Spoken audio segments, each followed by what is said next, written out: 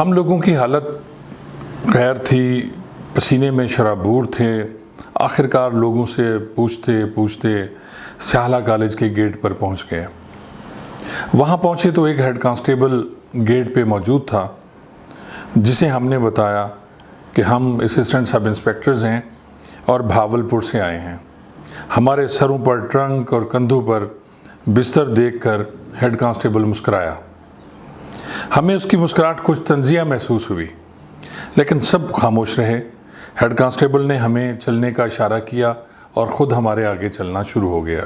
کافی دیر پیدل چلنے کے بعد ایک عجیب سی پراسرار بلڈنگ کے سامنے جا کر رک گیا اور ہمیں اشارہ کیا کہ یہ اقبال ہاسٹل ہے اور اب آپ نے اسی میں ٹھہرنا ہے۔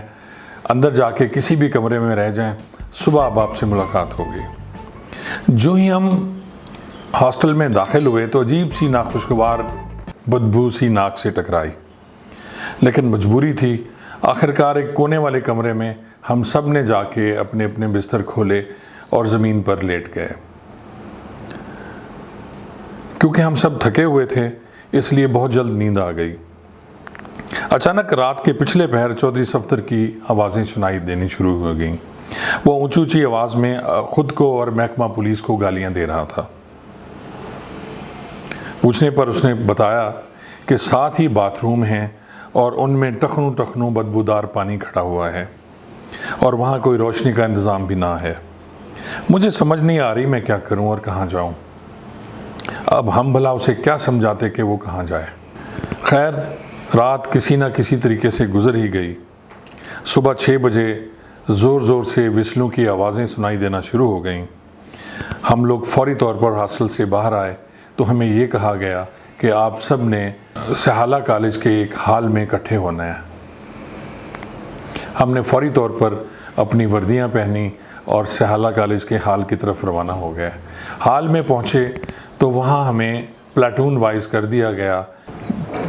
ٹوٹل پروبیشنرز کی 4 پلاٹونیں بنائی گئیں اور میں اور نوازش بخاری 6 نمبر پلاٹون میں تھے۔ مجھے قد کی وجہ سے فرنٹ گائیڈ بنایا گیا اور نوازش بخاری کو ریئر گائیڈ بنایا گیا۔ اسی طرح رو جمشید اور رو فاروق صفدر یہ 7 نمبر پلاٹون میں تھے، جبکہ لطیف کانجو 5 نمبر پلاٹون میں تھا۔ پلاٹونز بننے کے بعد پریڈ کے نام پر ہمارے استاد، جن کا نام عزیز تھا اور انہیں ہم پیار سے عزیز کھلتا کہتے تھے، نے ہمیں دوڑانا شروع کر دیا۔ ہماری حالت خراب ہو گئی۔ شام کو ہماری بری حالت تھی، گھٹنے اور ٹخنے سوج چکے تھے۔ ہمارے ساتھ والے کمرہ سے ہمارے ایک بیچ میٹ علیم کلہوڑو کی شدید چیخوں کی آوازیں آ رہی تھیں، جس کے گھٹنے کچھ زیادہ ہی سوج گئے تھے۔ اگلے دن سیالہ کالج کے تعارف کا دن تھا۔ ہم سب کو پلاٹون وائز دوڑاتے ہوئے سیالہ کالج کی سیر کرائی گئی اور استاد عزیز ساتھ ساتھ رواں تبصرہ بھی کر رہے تھے کہ یہ کینٹین ہے جہاں آپ چائے پی سکتے ہیں، یہ جناح ہاسٹل ہے جہاں اپر کرنے والے سب انسپیکٹرز رہتے ہیں۔ ہمیں یہ بھی بتایا گیا یہ مسجد ہے جہاں شام کو مغرب کے وقت آپ نے لازمی نماز پڑھنی ہے اور نماز نہ پڑھنے کی صورت میں آپ کو سزا مل سکتی ہے۔ پھر ہمیں دور سے یہ بتایا گیا کہ یہ کمانڈنٹ ہاؤس ہے اور اس کے ساتھ ڈپٹی کمانڈنٹ ہاؤس ہے، اور یہ بھی کہا گیا کہ یہاں جانے والا یا اس کے قریب بھی پھٹکنے والے کی سزا ضلع واپسی یا نوکری سے برخاست کی ہے۔ محکمہ پولیس میں اسسٹنٹ سب انسپیکٹر پولیس پروبیشنرز کو ٹریننگ میں صرف یہ سکھایا جاتا ہے کہ انہیں اپنے افسران سے کیسے ڈرنا ہے اور ان کے جائز یا ناجائز حکم کیسے ماننے ہیں۔ انہیں اعتماد یا دیگر ٹریننگ نہیں دی جاتی۔ تھوڑی دور جانے کے بعد ہمیں استاد نے ایک دم رکنے کا اشارہ کیا اور ایک بلڈنگ کے باہر، جس پر ساردہ میس لکھا ہوا تھا، بتایا کہ یہاں اے ایس پی صاحبان رہتے ہیں اور یہاں سے وہ تیار ہو کر ٹریننگ کے لیے نکلتے ہیں۔ اس وقت نیشنل پولیس اکیڈمی نہیں ہوتی تھی، بلکہ تمام اے ایس پیز سیالہ میں ہی رہ کے ٹریننگ کرتے تھے۔ سیالہ کالج میں ان دنوں باتھ رومز میں گیزر بھی نہیں ہوتے تھے۔ ہمیں شدید سردی میں ٹھنڈے پانی سے ہاتھ منہ دھونے پڑتے تھے اور نہانا پڑتا تھا۔ اور یہ پانی ڈائریکٹ دریائے سواں سے آیا کرتا تھا، جس میں ہر قسم کی کثافت اور غلاظت پائی جاتی تھی، اور پینے کے لیے بھی یہ پانی استعمال ہوتا تھا۔ باتھ رومز کے گٹر اکثر بند رہتے تھے، جس کی وجہ سے باتھ رومز میں ہمیشہ پانی جمع ہو جاتا تھا، اور پھر اس پانی میں اینٹیں رکھ کر ہم اور ہمارے بیچ میٹ ضروریات سے فارغ ہوا کرتے تھے۔ سیالہ میں کھانے کے نام پر میس میں دوپہر اور شام کا کھانا دیا جاتا تھا۔ ناشتے کا کوئی رواج نہ تھا۔ ٹرینیز ناشتہ پریڈ کے بعد کینٹین پر کیا کرتے تھے، یا پھر گھر سے اماں کے ہاتھ کی بنی ہوئی پنجیری یا میٹھے ٹکڑے استعمال ہوتے تھے۔ میس میں جانے کے لیے خاص ڈریس تھا، جس میں یونیفارم والی خاکی پینٹ، سفید شرٹ، براؤن بیلٹ، کالے بوٹ اور سر پر جناح کیپ کا ہونا بہت ضروری تھا۔ کھانے کے نام پر ہفتہ میں 5 دن دال، 1 دن مکس سبزی اور 1 دن بڑا گوشت کھلایا جاتا تھا۔ کمال کی بات یہ ہے کہ دال، سبزی اور گوشت کا ایک جیسا ذائقہ ہوتا تھا، اور یہ بات مجھے آج تک سمجھ میں نہیں آ سکی۔ سیالہ کالج میں ہمیں صبح 6 بجے پی ٹی کے لیے اٹھایا جاتا تھا۔ آدھے گھنٹے کے پی ٹی کے بعد ہمارے پاس صرف 15 منٹ ہوتے تھے، جس میں ہم نے پولیس یونیفارم پہن کر کوچ سے اپنی رائفل بھی لینی ہوتی تھی، اور پریڈ گراؤنڈ میں فالن بھی ہونا ہوتا تھا، جہاں 1.5 گھنٹے کی پریڈ ہوتی تھی۔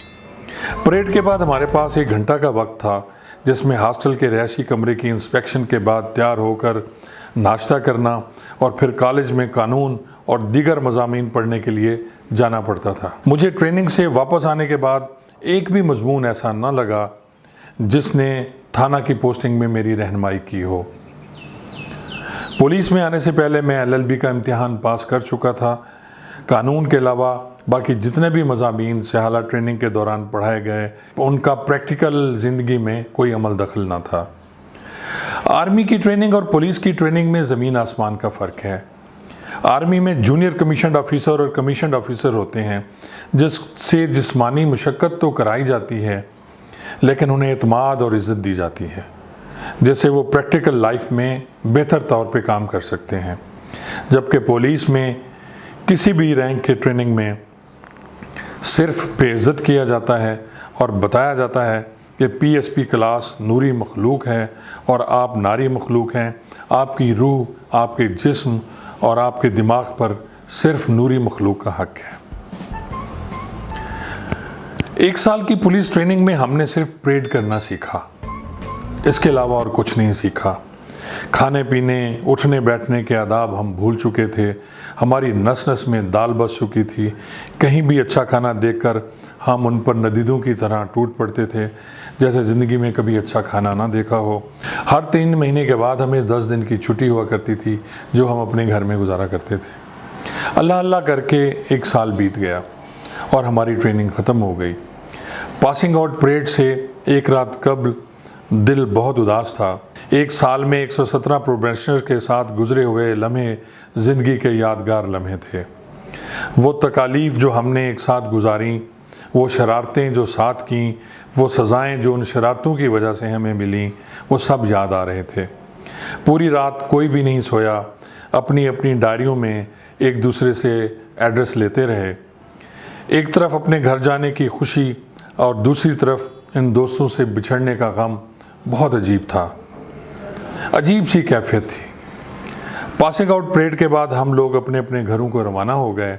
10 دن کا جوائننگ ٹائم تھا، اور اس کے بعد ہم نے اپنے اپنے متعلقہ ضلع میں حاضری کرنی تھی اور اپنی پریکٹیکل لائف کا آغاز کرنا تھا۔